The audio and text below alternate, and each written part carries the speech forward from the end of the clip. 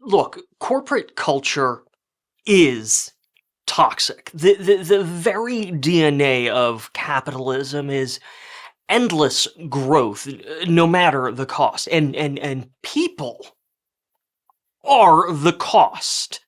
And yes, we willingly sign up for this autocratic work environment in exchange for a paycheck, always hoping for some mythical balance. But, spoiler alert, capitalism doesn't believe in work-life balance. It believes in work balance. Your life? That's an afterthought. If we're not actively struggling through the muck of it, we still see it every day. It's all over LinkedIn, and people like Elon Musk are practically carrying the torch, sending and responding to messages at all hours of the night, never taking time off, and being vilified if you do. Working while sick? We're all one big happy family!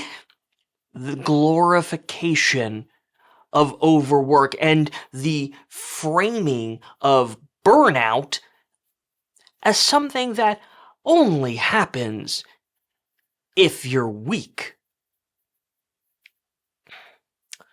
As I've said in other videos, some places are worse than others. And, your own unique cognitive disposition can turn even the most mild of toxicity into something vile and disruptive. Hey, look at that. I'm already minimizing toxic work culture. But the point remains. The overwhelming majority of workplaces have capitalism in their DNA, and that means endless growth no matter the cost. Fuck your life. My name is Crumbine, and I make videos about the intersection of creative expression, creative process, and mental health. If that sounds interesting, or if you just need a little support on your own creative journey, be sure to like and subscribe. It means a lot. Alright, so, toxic culture is virtually unavoidable, and work-life balance is a myth, at least in the eyes of the autocratic dictatorship that is corporate America.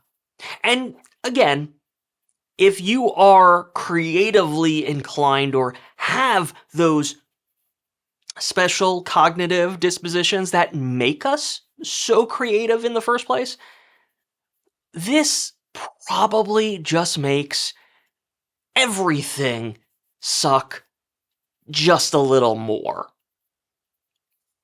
Every workplace problem, stressor, conflict, they become these black hole, obsessive nightmares, sucking up all of our available mental cycles and pulling us into this useless abyss. At least that's been my experience. Leave a comment and let me know I'm not alone. I'm not alone, right? Anyway, I have this problem with obsessive hyperfixation. This is a great problem to have for well, problem solving and technical troubleshooting. It's great for video editing, which is the core of my creative career. Um, it's great for tackling big projects as long as I remember to break everything down into uh, small, manageable chunks in the first place. Uh, Obsessive hyperfixation is not particularly great when conflict arises because then that is all I will ever be able to think about. It's like this freight train carrying 1,000 marching bands racing around in circles in my brain, and the source of the conflict. It doesn't even have to be big. Was my manager's direction just a little too vague? Was my email that carefully crafted uh, email perfection of a message, was it perhaps misinterpreted? Was my colleagues' lack of an immediate response indicative of their intent to stab me in the back and get me fired? Boom. Game over, man. If you'll excuse me, I need the weekend to recover from this black hole of emotional chaos.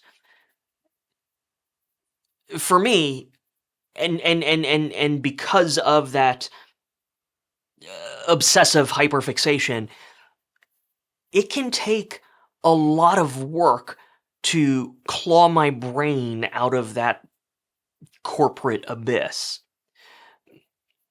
The trick, as obvious as it may sound,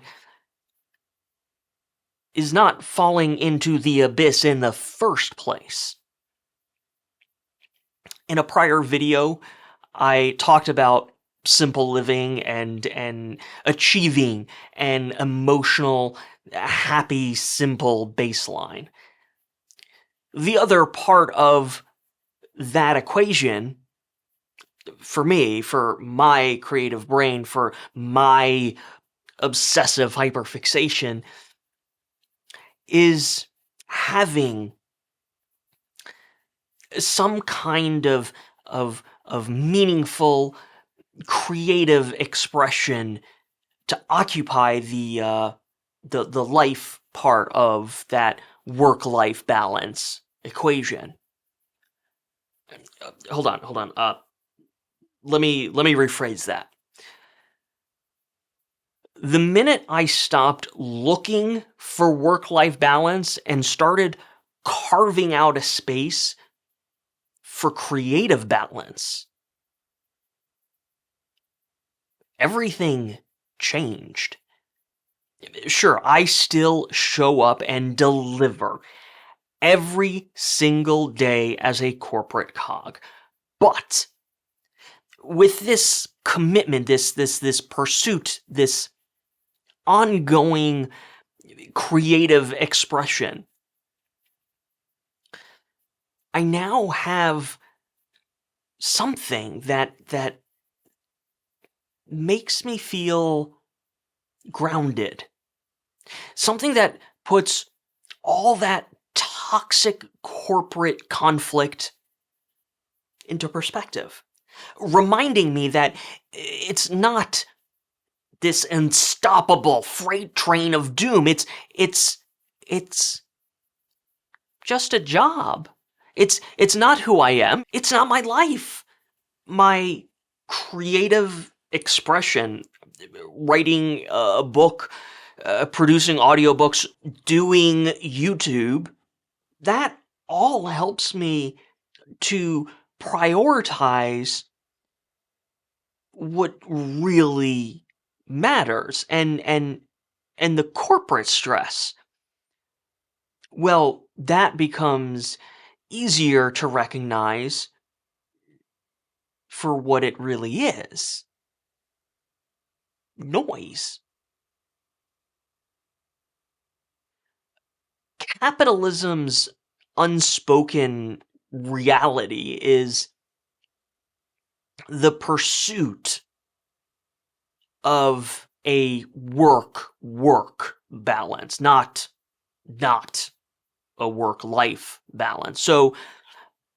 So by pursuing our art, the process of creative expression, I think what we're actually doing is engaging in this small act of rebellion.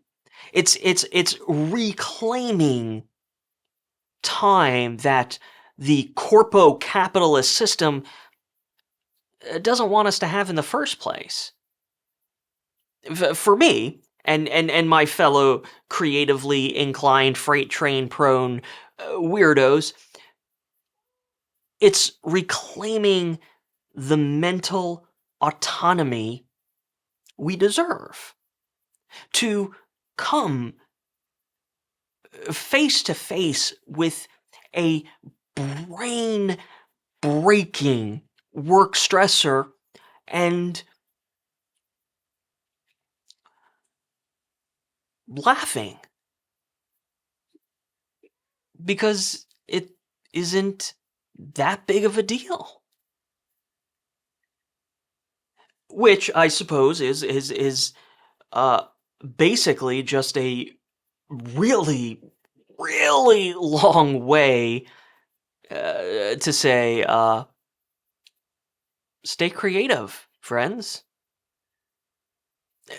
If you made it this far, be sure to like and subscribe. Like I said, it means it means everything. Thank you so much. See you in the next one.